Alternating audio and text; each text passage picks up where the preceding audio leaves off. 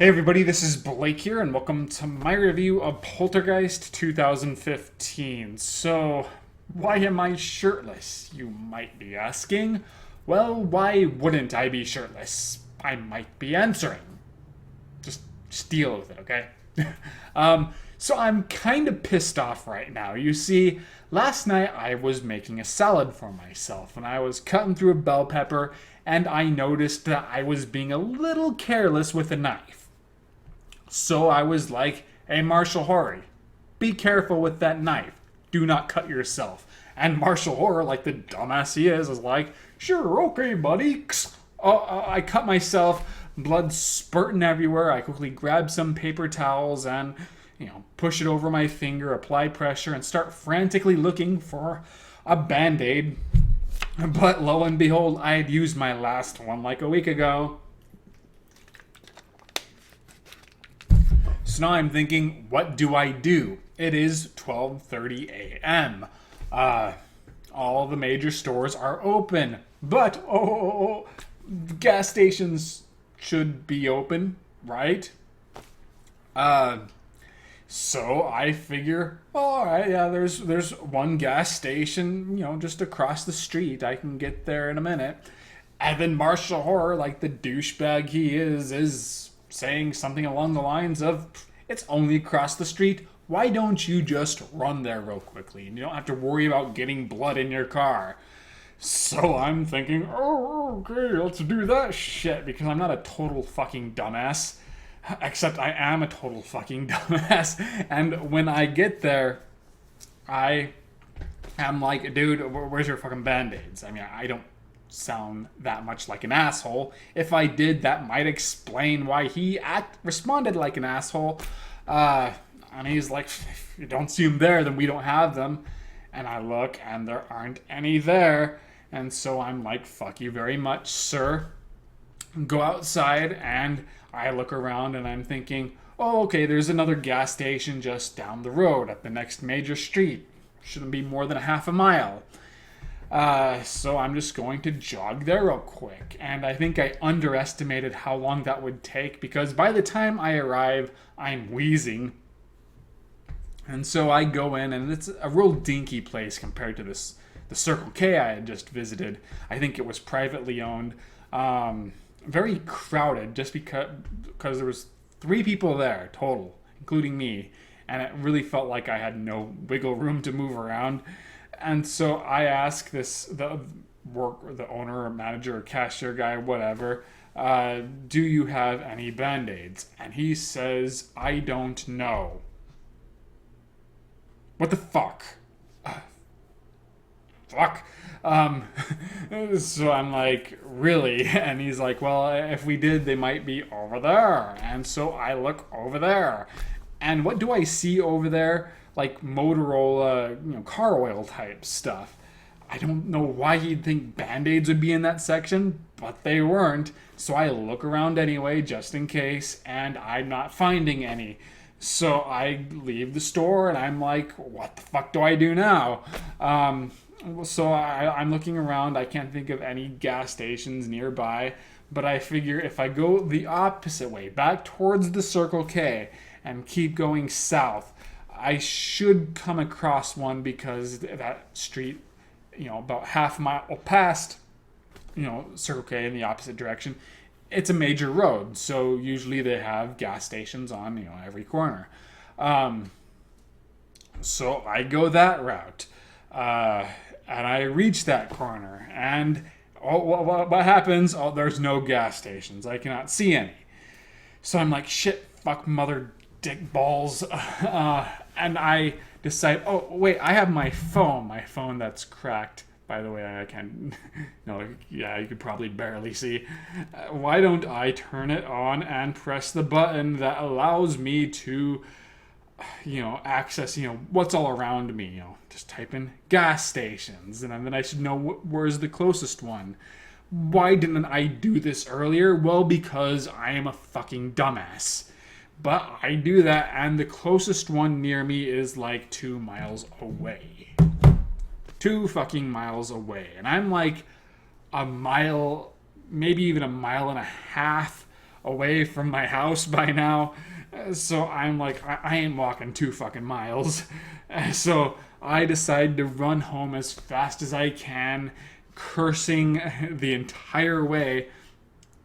And I arrive, and I get in my car. I'm beginning to get a little nervous because I noticed that even though the blood isn't soaking through my wad paper towels, I could see, a little bit of a stain on the other side. So I drive to the nearest gas station that I hadn't already visited. Did something incredibly stupid on the way there, by the way, because I'm a fucking dumbass. I decide to enter into the gas station parking lot by going through where most cars would be exiting. Why did I do that, besides the fact that I'm a fucking dumbass? I don't know. I wasn't thinking by then. I can't really say I was lightheaded or anything, but my judgment was definitely off. I probably should not have been driving. So I go into the gas station. Luckily, this guy is a lot nicer. I ask him if he has any Band-Aids, and he says, I don't think so. Well, shit on a fucksicle. But just as I'm getting ready to leave, he's like, oh, wait, I found some. There's like this one pack they have on sale, and it's like overpriced too. I think it was close to $3 for 5 Band-Aids. And he's like, but, unfortunately, this is all we have. And I'm like, oh, fuck it, I'll take them. So I buy the Band-Aids, go into the bathroom. Bear in mind that at this point, I've been bleeding for like 45 minutes. If I had just gotten in my car in the first place, I could have had all this done within 5 to 10 minutes. But nope, I'm a fucking dumbass. And I begin to really panic at this point because when I remove the wad of paper towels, I'm still bleeding. So I wash it and I'm thinking, should I go to the hospital? Because this is pretty bad. But if I go to the hospital, it'll turn out to be nothing. They might clean it and bandage it. Shit, I could do myself. And I would be charged probably like $500 for all of this. And plus, I haven't been to the hospital since I was a little kid, so at least as a patient. So I wouldn't really know if that would be worthwhile regardless. They might look at me like I'm a total fucking moron, if I show up with a little cut on my finger. Of course, they charge me that much anyway. But if I don't go to the hospital, it'll get infected and I'll die.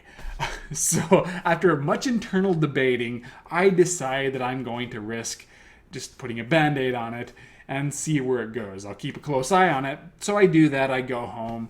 I begin wondering if I should schedule a doctor's appointment anyway, except then I realize that it's Sunday and they aren't even open. So I'm just like, God fucking motherfuck, damn it, shit, fuck, cocksucker, motherfuck. Fuck. And I'm getting so nervous that I can't even enjoy my night off. If you're wondering why I'm up this late, it's because I work as a night crew grocery stalker. So I'm used to being up at this time. But it's like I'm not really doing a whole lot. I'm just kind of sitting around, just freaking myself out. I eventually start working on my written review of Poltergeist. But otherwise, not a whole lot's going on. So 45 minutes later, I decide that my arm should not be this numb. I could barely feel my finger, and the rest of my arm feels like it's falling asleep. So I peel off the Band-Aid, and the skin is very, very white and just kind of gross looking. So now I'm practically wetting myself. And so I look up online, and I'm just trying to figure out, what exactly this is. Is this wound infected? This little teeny ass wound that just happened to bleed so much. Well, I was comforted by the fact that it didn't seem as long or as deep as what would generally be required to go to the hospital. I presumed I measured correctly. I only based it deep by lifting up my finger and just kind of going the opposite direction. Since you can kind of see how deep it had went. And the reason why my finger had turned white was because the Band-Aid was very shitty and didn't really allow for any circulation. The wound couldn't breathe, and that was just causing my finger to suffocate. And that was making my entire arm go numb. I was still incredibly nervous because the one thing that the internet seemed to suggest I should be worried about is how long I was bleeding for. Maybe when I was holding all those tissues against my finger, it was putting on too much pressure. So when I removed him, it was like the final spurt had come out. But otherwise, for all I knew, I was letting out a stream of blood for 45 minutes. So it still ruined my night, but I wasn't quite freaking out as much as I had been before. And I decided that once it becomes 6 a.m., I'd go buy some real high quality band-aids at a real store, and I'd get some, ointment too. And I ended up buying some real good band-aids as well as, I can't think of what it's called right now. It doesn't matter. And I put that on. I try going to sleep, but I don't sleep very well, even though I take sleeping pills, because I keep thinking about my stupid ass arm. Even though it seems like the worst had passed, I was still fairly numb. And I was hoping that of all the dumbass decisions I had made that night, that not going to the hospital would not turn out to be my worst. But then I was like making all these little stupid mistakes. Like I'd piss and then I just wash my hands normally. Where I keep warning myself beforehand not to get my hand anywhere near my other. So I can be such a really fucking stupid dumbass. And this morning it seems like it's getting better. The wound looks like it had closed. It wasn't really gaping before, but you could open it with your fingers. Here's the finger in question, by the way. But it seemed like it had closed. It's not as numb, even though this arm feels a little weak still in comparison to my other arm. But I'm just totally rattled over this stupid mistake that was completely my fault. Oh yeah, I'm supposed to be talking about Poltergeist, aren't I? Anything Poltergeist 2015 does, Poltergeist 1982 did better. That is really all I have to say about this movie. It's not poorly made. The acting, the writing, the direction, the special effects, they're all fine. It's a competent movie. Sometimes it's even enjoyable. It has a fast pace. The characters, the actors have good chemistry together. Even though there are some cliches I dislike, such as the bitchy elder daughter who always complains when they have to move, there was a certain amount of self-awareness that made that tolerable. There are some funny moments. There are some cool moments, but otherwise everything or most of what we see in this movie we already saw in the 1982 film. When the clown shows up, I was like, not bad movie, but the 1982 one did it better. When the tree shows up, I was like, not bad, but the last one did it better. When the finale begins and all sorts of crazy stuff starts to happen, I was like, this kind of is underwhelming, but obviously the original did this better. That actually really bothered me because it did seem kind of lackluster in this movie, whereas in the original, the finale was like the greatest part. Minor note, I love how they based the marketing campaign around the clown who shows up for like 2 minutes, if that much. The only thing this film does really differently is that we see the other world. They actually go inside, and it's a pretty cool, visual-oriented sequence. However, my imagination was still cooler, which the original put to work a lot more because we did not really need to see the other world. What we thought it would be like was much more powerful than what could be shown on film, so that is another reason why the original was better. Everything about it was better. So even though this doesn't do anything badly, it's the same thing as the original, but inferior, making this entire viewing experience pointless. Poltergeist 2 and 3 were pretty mediocre, but at least they knew not to fight or challenge the original Poltergeist on its own turf, play it at its own game, because they were doomed to lose. So at least they had different styles, different kinds of tones, different executions, even different, gimmicks altogether. So even though they weren't very good movies, they did have their own identities. With Poltergeist 2015, it's much closer to being a good movie than they were, but it has no identity. Its identity is devoured by the original film because they shared the same identity, it's just that the original film was better. I could repeat that over and over again, but that's really all there is to say. Yeah, sorry, not much of a review there, but once again, that's all I have to repeat over and over again. Anything Poltergeist 2015 does, 2000 or Poltergeist 1982 did it better, even though this doesn't necessarily do it poorly. There one good thing I could say about this is that while Poltergeist 2015 is way too much alike, like Poltergeist 1982, at least Poltergeist 1982 is nothing like the modern day paranormal trend. Paranormal Activity, Insidious, whatever. Very different tone. It's not quite as cynical. It relies more on special effects. There's a lot more humor. The characters are treated as characters and not just victims whom we're supposed to care for, even though it's hard to do so because we know they're going to die by the end of the movie.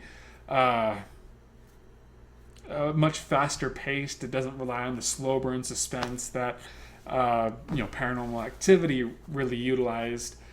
It's very different when compared to its contemporaries, but once again, that's only because the original film was so different. In my opinion, remakes, what movie should be remade should be based on the concept alone. Is the concept unique enough that it allows room for new material to explore? Evil Dead, for example. I was not a big fan of that remake because I found the execution to be subpar, but at the absolute least, it took the premise and then tried to be its own movie. The way the events flowed was very different. The characters were very different. It wasn't just a shot or a modernized reshoot of the original film, which is what this one is. Poltergeist did not have a very creative concept. It's just a typical haunting story that happened to have an exceptional execution. The only way for this remake to work is if it takes this same material and does it better than the original. And the guy who directed Monster House is not going to top Spielberg, especially when Spielberg was in his prime. And I know that Spielberg did not technically direct Poltergeist, but all evidence suggests that he hijacked the production from Tobe Hooper. Plus, Poltergeist feels much more like a Spielberg film than it does a Hooper film. So, yeah, I mean, this was a project that in my eyes was doomed to failure from the beginning, because the only other thing they could have done was change everything, but then why call it Poltergeist outside of just its name value? That's just weak. So that is all I have to say. Fuck remakes that don't try to be different. Fuck myself for being so stupid. Fuck that knife for cutting me. Fuck this drink for being so delicious that it got me addicted to soda again after I had finally cut it out of my diet. Fuck everything. I did do a written review, so please read that. I've also done written reviews of The Wandering Swordsman, an old kung fu movie, and Maggie, an Arnold Schwarzenegger zombie flick, and Dragon Princess, a Sony Chiba movie, a martial arts film. So read all of those. Follow me on Facebook, especially if you like wrestling, as I review all the Raws and SmackDowns. Follow me on Twitter. And I hope you enjoyed this video, and I hope you enjoyed watching me shirtless. So I'll see you guys later.